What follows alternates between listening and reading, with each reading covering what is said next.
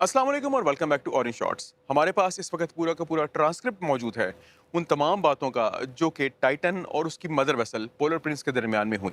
ये पूरा ट्रांसक्रिप्ट मैं ना सिर्फ आपको दिखाना चाहता हूँ बल्कि समझाना भी चाहता हूँ ताकि आपको ये पता चल सके कि टाइटन ने जब डाइव करना शुरू किया उस वक्त से लेकर जब तक एक्सपेक्टेड इम्प्लोजन की हम बात कर रहे हैं उस वक्त तक हकीकत में हुआ क्या था। लेकिन इससे पहले मैं एक दो बातें करना चाहूँगा। आप में से अक्सर लोग इस बात पे एतराज़ कर रहे हैं कि मैंने टाइटन के इंसिडेंट पे वीडियो बनाई, लेकिन ग्रीस के पास जो इंसिडेंट हुआ एक फिशिंग बोट का जिसके ऊपर बहुत सारे इलीगल इमिग्रेंट सवार थे, उसमें काफ़ी सारी डेथ्स भी हुई, उसके ऊपर मैंने वीडियो नहीं बनाई। उस वीडियो के ऊपर काम ऑलरेडी चल रहा है। उस वीडियो के लिए रिसर्च ज़्यादा चाहिए, मटेरियल ज़्यादा चाहिए, क्योंकि मैं हाफ बेक्ड फैक्ट्स आपके सामने नहीं लेके जाना चाहता। वरना मुझ में हकीकत टीवी में और बाकी तमाम चैनल्स में क्या फ़र्क रह जाएगा अगर मैं आपको एग्जैक्टली वही बातें बताऊंगा जो कि उन्होंने बता दी। कॉपी पेस्ट तो मैं भी कर सकता हूँ, एग्जैक्टली वही खबरें उठा के मैं भी आपको सुना सकता हूँ, लेकिन मैं आपको खबरें सुनाना ही चाहता। इंशाल्लाह जब आपके पास वो वीडियो आएगी और आप इस वीडियो को देखेंगे तो आपको यकीन माने मजा आ जाएगा। दूसरी बात, आप में से अक्सर लोगों ने ये कहा कि इम्प्लोजन के बाद एक्सप्लोजन कैसे हुआ होगा और हाइड्रोकार्बन्स टाइटन के अंदर कहाँ से आए। तो पहली बात मैं आपको ये बता दूं कि जहां पर भी इंसान मौजूद होते हैं वहां पर हाइड्रोकार्बन्स लाजमी मौजूद होते हैं। ये हो ही नहीं सकता कि वहां पे हाइड्रोकार्बन्स मौजूद ना हो, चाहे वो स्मॉलेस्ट क्वांटिटी में ही क्यों ना हो। और जब ये इम्प्लोजन हुआ तो मैंने आपको बताया कि चंद मिली सेकेंड की बात थी। इतनी फास्ट स्पीड पे जब इम्प्लोजन होता है तो उसके बाद आपको हाइड्रोकार्बन्स की एक बड़ी तादाद नहीं चाहिए। आपको उतना पेट्रोल नहीं चाहिए जितना आपकी गाड़ी में मौजूद है, या उतना फ्यूल ऑयल नहीं चाहिए जितना जहाज के इंजन में मौजूद होता है। Even the smallest of hydrocarbons will ignite. And why they will ignite? क्योंकि अंदर मौजूद होती है एयर, एयर के अंदर मौजूद होती है ऑक्सीजन। लोग बैठे हुए थे, जाहिर बात है सांस ले रहे थे। जब इम्प्लोजन होता है और इस किस्म का सुपर इम्प्लोजन होता है तो अंदर हवा सुपर हीट होती है। हाइड्रोकार्बन एक छोटी सी चीज है, हवा इट्स सेल्फ सुपर हीट होकर और एक्सप्लोड कर देगी उस चीज को। So that is how implosion and explosion happens. बहरहाल ये दोनों की दोनों बातें क्लियर करने के बाद अब हम चलते हैं उस ट्रांसक्रिप्ट की तरफ जो कि हमारे पास मौजूद है। मैंने आपको बताया था तकरीबन दोपहर के 1 बजे के आसपास टाइटन ने डाइव करना शुरू किया था। ये वक्त है जीएमटी का, ये अपने जहन में रखिएगा। आपको जो मैसेजेस नजर आएंगे वो कैनेडियन टाइम के मुताबिक हैं और जाहिर बात है उसमें तकरीबन कुछ 4 घंटे का फर्क मौजूद है। So here is the complete transcript of the Titan जब उसने डाइव करना शुरू किया। इन मैसेजेस में जहां जहां पे टॉप लिखा हुआ है इसका मतलब है ये मैसेज पोलर प्रिंस की तरफ से भेजा गया, और जहां पे सब लिखा हुआ है इसका मतलब है कि ये मैसेज सबमरीन या सबमर्सिबल की तरफ से आया। 7:52 पर top, clear for descent, enjoy the ride. उसने कहा कि जी आप डाइव कर सकते हैं। 7:54 पर डिसेंडिंग नाउ, ओके हम लोग नीचे जा रहे हैं, ये टाइटन ने कहा। 7:58 पे लॉन्च सीक्वेंस कंप्लीट, रेडी, हमारा लॉन्च सीक्वेंस तैयार है, क्या आप तैयार हैं? यानी कि फ्रेम अपना उठा के और डाइव करने के लिए। 8 बजे ऑल क्लियर। 8 बजे वो टाइम था जब उनको ऑल क्लियरेंस पूरी की पूरी मिल गई। ये कैनेडियन टाइम है जीएमटी, दोपहर का 1 बजे का टाइम था, 1300। 8:01 सब प्रोसीडिंग ओके, हम नीचे जा रहे हैं। 8:03 पर पोलर प्रिंस ने कहा इंजॉय द डाइव जेंटलमैन, कि अपनी डाइव को आप इंजॉय कीजिएगा। 8:19 पर पोलर प्रिंस कहता है कि आपको 15 मिनट हो गए हैं डाइव किए हुए, आपकी डेप्थ इस वक्त कितनी है और अपने सिस्टम्स को चेक करके बताएं कि क्या वो ठीक है। 8:21 पर टाइटन उनको ये कहता है कि सिस्टम चेक का मुकम्मल हो गया है, सब कुछ ठीक है, ऑल लाइट्स आर ग्रीन। ये तमाम उन लाइट्स की बात हो रही है जो कि उनकी सिस्टम लाइट्स होती हैं, यानी कि हर चीज़ बिल्कुल ठीक है। वी आर एट 756, हम 756 मीटर नीचे हैं, प्रोसीडिंग, नीचे जा रहे हैं।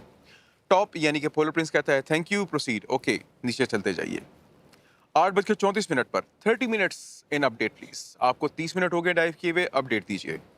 8:34 पर टाइटन वापस जवाब भेजता है कि सिस्टम्स ठीक है, सब नॉर्मल काम कर रहा है, we are in good shape, continuing our descent as planned, और हम लगातार नीचे की जानिब जा रहे हैं। 8:36 पर पोलर प्रिंस कहता है सुपर, प्रोसीड, बहुत आला, चलते जाइए।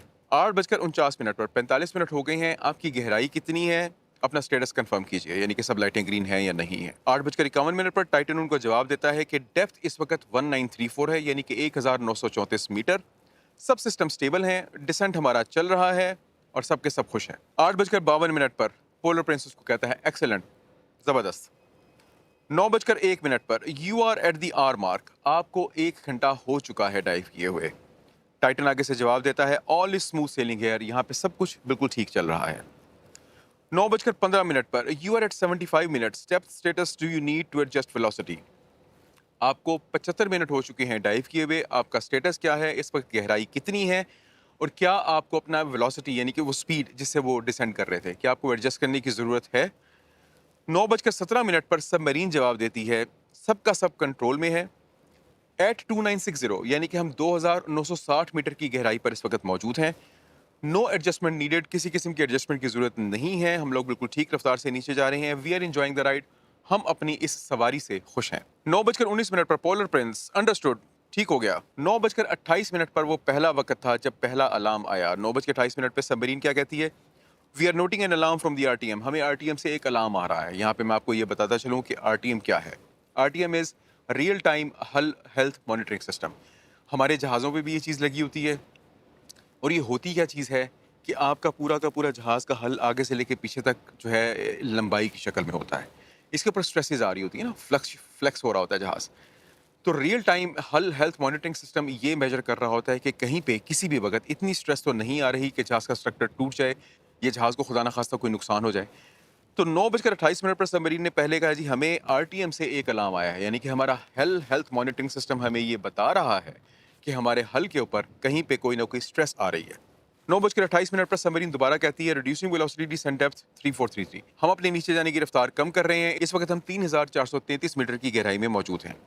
पोलर प्रिंस जवाब देता है understood, do you need to ascend? Polar Prince कहता है जी ठीक हो गया, लेकिन क्या आपको वापस ऊपर आने की जरूरत है? तो 9:30 पर सबमरीन यानी कि टाइटन उसको वापस जवाब ये देता है कि no change with the thrust, the rate of descent is increasing.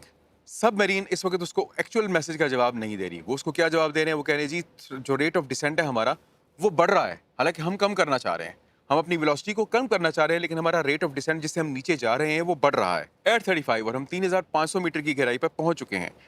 Going to release the ballast now, stand by. Ballast अब क्या चीज़ होती है? बैलस्ट के तौर पे पानी भी इस्तेमाल किया जाता है, वेट्स भी इस्तेमाल किए जाते हैं। मुझे एग्जैक्टली नहीं पता कि इन्होंने क्या चीज़ इस्तेमाल की हुई थी, but what ever it was उन्होंने इसको रिलीज़ किया। बैलस्ट का बेसिकली फ़ायदा ये होता है कि ये कोई भी ऐसी चीज़ होती है जो कि आप रिलीज़ कर सकते हैं जहाज़ की बॉयंसी को बढ़ाने के लिए।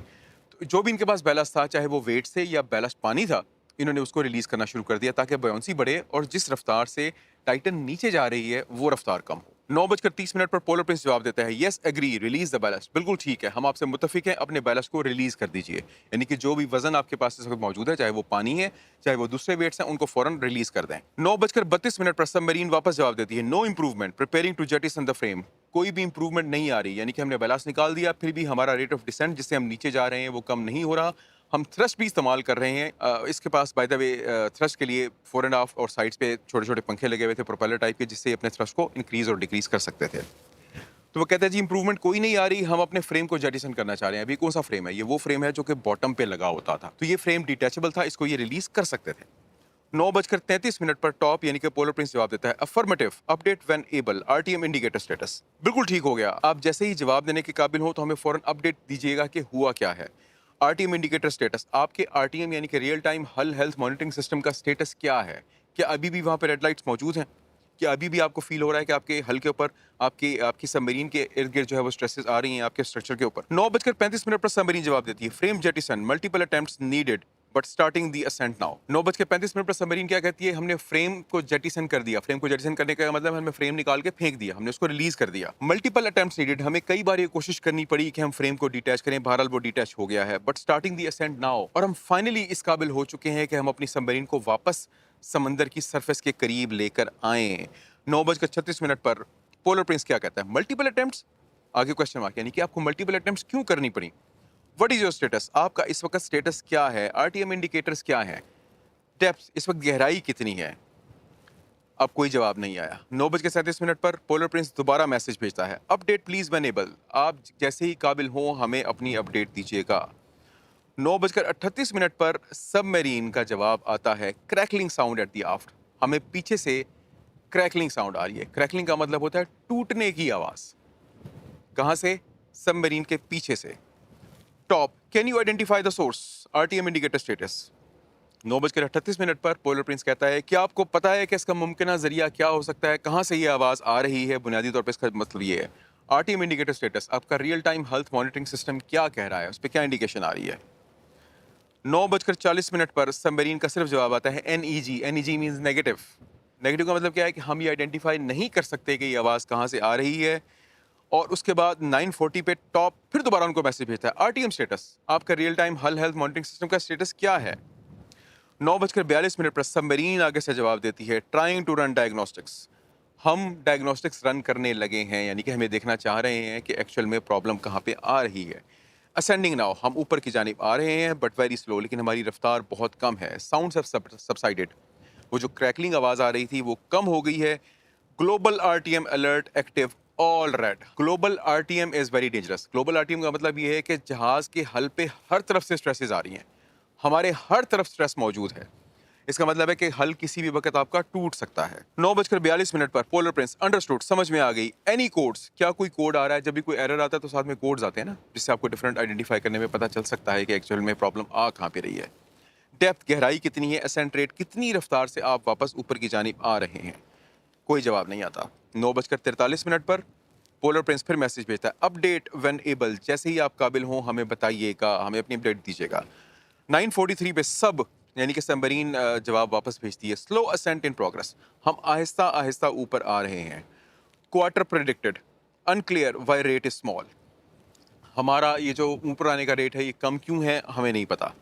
नो इंडिकेटर, कोई कोड इंडिकेटर नहीं आ रहा। एट 3476, 3776 मीटर की गहराई पे हम मौजूद हैं। एमिंग फॉर द सरफेस, और हम सरफेस के ऊपर आना चाह रहे हैं। Polar Prince, we are talking it over with engineer, stand by, हम अपने इंजीनियर से बात कर रहे हैं, आप मौजूद रहिए। 9:45 पर टॉप फिर मैसेज भेजता है, डेप्थ एंड स्टेटस प्लीज, गहराई कितनी है, स्टेटस क्या है, what is the wattage on upward thrust, upward thrust जो आपका है उसके ऊपर वॉटेज कितनी आ रही है, यानी कि पंखा कितनी फोर्स एक्सर्ट कर रहा है, कितने वॉट वो इस वक्त ले रहा है। 0946 कैनेडियन टाइम पे सबमरीन जवाब देती है, reading red on A power बस। ए पावर बस क्या है? यानी कि उसमें दो बैटरी थी ना, एक बैटरी ए थी, एक बैटरी बी थी। बैटरी ए से जो पावर आ रही है वो आगे से बस के थ्रू डिस्ट्रीब्यूट होती है, उसको पावर ए बस कहा जाता है। बैटरी बी के थ्रू पावर बी बस होती है। हमारे पास जहाज पे इस तरह की बहुत सारी बसेस मौजूद होती हैं। तो उसने कहा कि पावर ए बस जो है वो रेड हो गई है, यानी कि वो बैटरी खत्म हो गई है। आई स्विच टू बी, मैंने बैटरी नंबर बी पे चेंज कर लिया। आसान अल्फाज में आपको बता रहा हूँ। एट 3457, 3457 मीटर पर मौजूद हैं। मोर साउंड्स ऑफ, पीछे से आवाज़ें और आना शुरू हो गई हैं, यानी कि सबमरीन के पीछे से आवाज़ें और आना शुरू हो गई हैं। 9:47 पर अंडरस्टूड, कंटिन्यू दी असेंट, समझ में आ गई, आप असेंट अपना जारी रखें। Talking to Carlos about power bus situation right now, हम कार्लोस से बात कर रहे हैं कि पावर बस की सिचुएशन जो है उसके बारे में। स्टैंड बाय, आप वहीं पे मौजूद रहिए। कार्लोस प्रॉबेबली उनका इंजीनियर था जिसकी बात हो रही है यहाँ पे। 9:48 पर पोलर प्रिंस कहता है, we are activating recovery procedures, हम रिकवरी प्रोसीजर एक्टिवेट कर रहे हैं, यानी कि हमें ऐसा लग रहा है कि आप खुद नहीं आ पाएंगे, हम आपको रिकवर करना चाह रहे हैं। Carlos is requesting wattage output from बस बी, कार्लोस ये जानना चाह रहा है कि बस बी से इस वक्त पावर आउटेज कितनी आ रही है, क्योंकि अभी जो है वो सबमरीन ने जवाब देना छोड़ दिया था।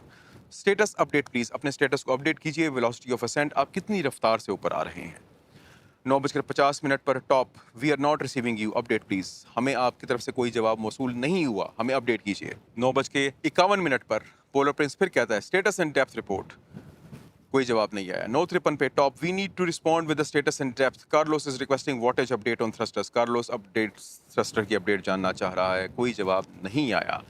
9:55 पर top, we are unable to read you, हमारे पास आपका कोई भी मैसेज नहीं आ रहा। We are moving to recovery coordinates, हम रिकवरी कोऑर्डिनेट्स पर जा रहे हैं। रिपोर्ट इफ़ यू रीड, अगर आपको ये मैसेज मिल जाए तो उसका जवाब दीजिए। कोई जवाब नहीं आया। 9:57 पर पोलर प्रिंस एक बार फिर, please respond if you are able, हमें जवाब दीजिए अगर आप इस काबिल हैं तो। 9:46 कैनेडियन टाइम पे आखिरी मैसेज रिसीव हुआ। इस तरह से हमारे तमाम शुक्क व शुबहात की ना सिर्फ कंफर्मेशन हो जाती है, बल्कि हमें एग्जैक्टली एक इनसाइट पता चलती है कि उस वक़्त टाइटन और पोलर प्रिंस के दरमियान में क्या क्या बातें हुई। मज़ीद इसका मलबा भी कुछ रिकवर किया गया है, जिसके बारे में of course I am doing my work my self, लेकिन पहले अब जो है वो ग्रीस वाली बोट की वीडियो बनाऊँगा, उसके बाद इसके मलबे की बात होगी इंशाल्लाह। अगर आप पूरी की पूरी डिटेल्स इस बारे में जानना चाह रहे हो और मेरी भी वीडियो देखना चाह रहे हो जिसमें मैंने पूरी की पूरी डिटेल्स आपको बताई, तो वो वीडियो लिंक होगी यहाँ पे। और अगर आप टाइटैनिक के बारे में जानना चाह रहे हो जिसके बारे में एक तफसीली वीडियो मौजूद है, तो वो वीडियो मैं लिंक कर दूंगा यहाँ पे। अगली वीडियो तक अपना ढेर सारा ख्याल रखिएगा, दुआओं में याद रखिएगा। With tons of love to my Orange Shorts family and with lots of prayers for all the people जो कि ग्रीस की बोर्ड की नज़र हुए और टाइटन की नज़र हुए। अपना बहुत सारा ख्याल रखिएगा, दुआओं में याद रखिएगा। I am Zahid Nisar, this is orange shorts, और अगली वीडियो तक अल्लाह हाफ़िज़।